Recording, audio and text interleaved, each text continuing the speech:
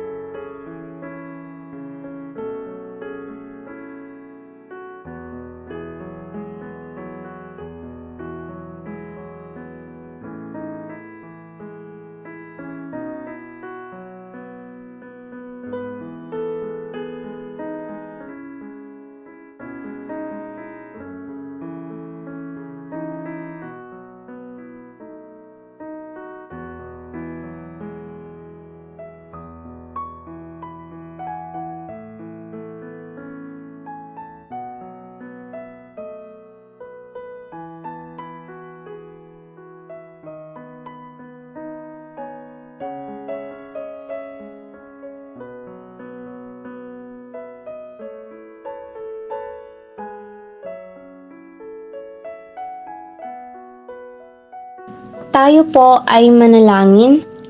Panginoong Ama na puno ng pagmamahal, maraming salamat po sa inyong salita na nagpapaalala sa amin kung paano namin dapat tratuhin ang aming kapwa.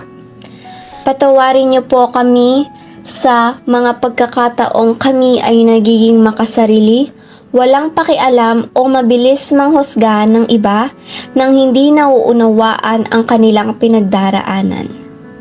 Turuan niyo po kaming maging tunay na makatao, na makita ang dignidad at halaga ng bawat tao. Matanda man o bata, kakilala man o bagong kakilala, mayaman man o mahirap.